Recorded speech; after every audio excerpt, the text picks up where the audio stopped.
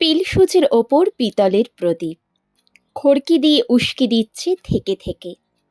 হাতে দাঁতের মতো কোমল সাদা পঙ্খের কাজ করা মেঝে, তার উপরে খান দুয়েক মাদুর পাতা। ছোট ছেলেরা জড়ো হয়েছে ঘরের কোণে, মিটমিটে আলোয়। বুড়ো মোহন সর্দার, কলপ লাগানো চুল, বাবরি করা, মিশকালো রং। চোখ দুটো যেন বেরিয়ে আসছে, শিথিল হয়েছে মাংস। হাতের পায়ের হাড়গুলো দীর্ঘ, কণ্ঠস্বর সরু মোটায় ভাঙা। রোমাঞ্চ লাগবার মতো তার পূর্ব ইতিহাস। বসেছে আমাদের মাঝখানে, বলছে রঘু ডাকাতের কথা। আমরা সবাই গল্প আঁকড়ে বসে আছি।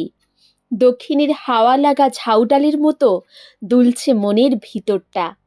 খোলা জানলার সামনে দেখা যায় গলি, একটা হলদে গ্যাসের আলোর খুঁটি। দাঁড়িয়ে আছে এক চোখ ভূতের মতো। পথের বাঁ ধারটাতে জমেছে ছায়া। গলির মোড়ে সদর রাস্তায় বেল ফুলের মালা হেঁকে গেল মালি। পাশের বাড়ি থেকে কুকুর ডেকে উঠল অকারণে। 9টার ঘণ্টা বাজল দেউড়িতে। অবাক হয়ে শুনছি রঘুর চরিত কথা। তত্ত্বরত্নের ছেলের পৈতে রঘু বলে পাঠালো চরের মুখে, নম নম করে সারলে চলবে না ঠাকুর, ভেবো না খরচের কথা। মোড়লের কাছে পত্র দেয়, 5,000 টাকা দাবি করে ব্রাহ্মণের জন্যে। রাজার খাজনা বাকির দায়ে বিধবার বাড়ি যায় বিকিয়ে।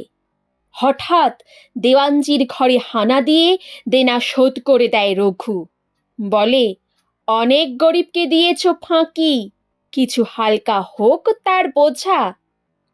একদিন, তখন মাঝরাত্রির, ফিরছে রঘু লুঠের মাল নিয়ে। নদীতে তার ছিপের নৌকো। অন্ধকারে বটের ছায়ায় পথের মধ্যে শোনে পাড়ায় বিয়ে বাড়িতে কান্নার ধ্বনি। বর ফিরে চলেছে বচসা করে, কনের বাপ পা আঁকড়ে ধরেছে বরকর্তার। এমন সময় পথের ধারে ঘন বাঁশ বনের ভিতর থেকে হাঁক উঠল, রে রে রে রে রে রে রে। আকাশের তারাগুলো যেন উঠল থরথরিয়ে। সবাই জানে রঘু ডাকাতের পাঁজর ফাটানো ডাক। বর শুদ্ধ পালকি পড়ল পথের মধ্যে। বেহারা পালাবে কোথায় পায় না ভেবে। ছুটে বেরিয়ে এলো মেয়ের মা। অন্ধকারের মধ্যে উঠল তার কান্না, দোহাই বাবা, আমার মেয়ের জাত বাঁচাও। রঘু দাঁড়ালো যমদূতের মতো, পালকি থেকে টেনে বের করলো বরকে। বরকর্তার গালে মারল একটা প্রচণ্ড চড়, পড়ল সে মাথা খুঁড়ে। ঘরের প্রাঙ্গণে আবার শাঁখ উঠল বেজে, জাগলো হলুদ ধ্বনি। শিবের বিয়ের রাতে ভূত প্রেতের দল যেন।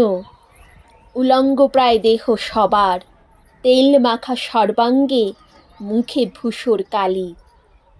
বিয়ে হলো সারা। 3 প্রহর রাতে যাবার সময় কনেকে বললে ডাকাত,